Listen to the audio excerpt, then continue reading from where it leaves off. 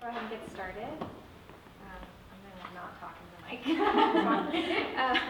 Thank you all so much for coming for an intimate poetry reading on this lovely Sunday afternoon to celebrate the launch of T.D. Walker's new book. Up first today we have Holly. Holly Lyn Walrath's poetry and short fiction have appeared in publications including Strange Horizons, Fireside Fiction. She's the author of the chapbook Glimmerglass Girl, which we have on the back table there, and earned a master's in creative writing from the University of Denver. Please welcome Holly. Hi. Thank you, Tammy, for having me out. I love coming to Austin. Any chance I get, I will come. And you've been such a supporter of my book. So I'm very much looking forward to getting to support your book. Yeah. So I'm just going to read a couple poems today. This poem is the poem that inspired the title of the book, Glimmerglass Girl. And the title of this poem is Espejitos, which means little mirrors in Spanish. In the night, glass is everywhere, making the concrete a river, dusting the filth with nymph sweat, so as to rarefy the mist. Mirroring dashboard altars, hiding in storefronts, echoing in gutters, glass is dangerous. Glass is invisible. Glass is dirty. Fluttering amidst the stars stands the thin black stalk of a glimmerglass girl. Her maker made her to disappear, dim, fade away, outline, to paraphrase herself. Catch her, scoop her up in your hand. Grasp the thin chitin of her butterfly wings like holding onto the surface of water, between two fingerprints, between your teeth. Rub away her scales with the heat of your skin. But before you imprint yourself on the fin of her wings, remember the question unasked, yes or no.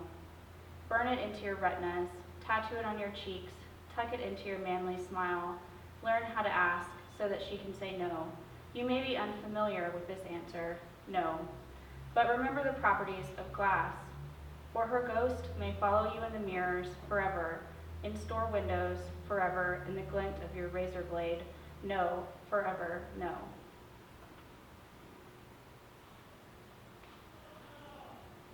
Elegy for a body. I take up ashes like taking up space. I am disembodying my body or what I once called skin, its remnants rounding out the insides of a funeral urn whose curves make sense. Inside here with me, the athlete's ghost and the memory of feeling thin, like a butterfly's wing, like water in a glass pitcher, like telephone wires filled with energy, of the me I remember only in the soft nail beds and crane's neck and boy's chest of yesterday.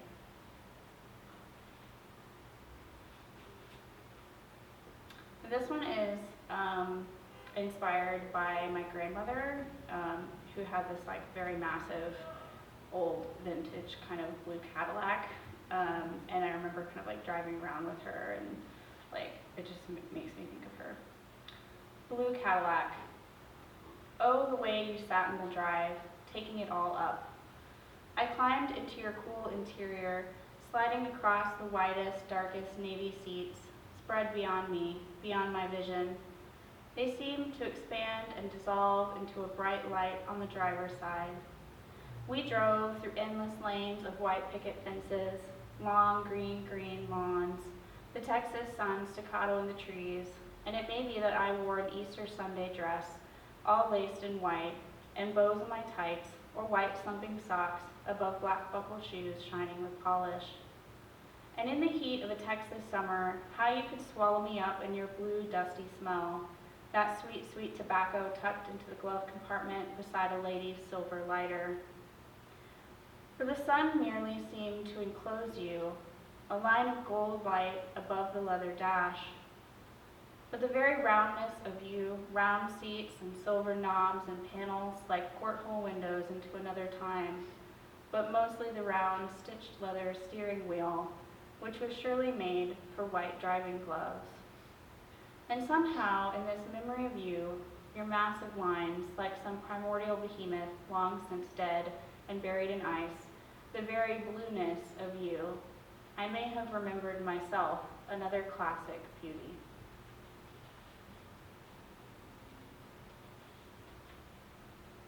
The art of loneliness. I tell my sisters, cultivate loneliness like you might care for an orchid, turning it gently towards the light, serving it water like wine, aerated, purified, filtered. This may mean learning to eat alone without someone to order for you, or choose your wine, or share a plate.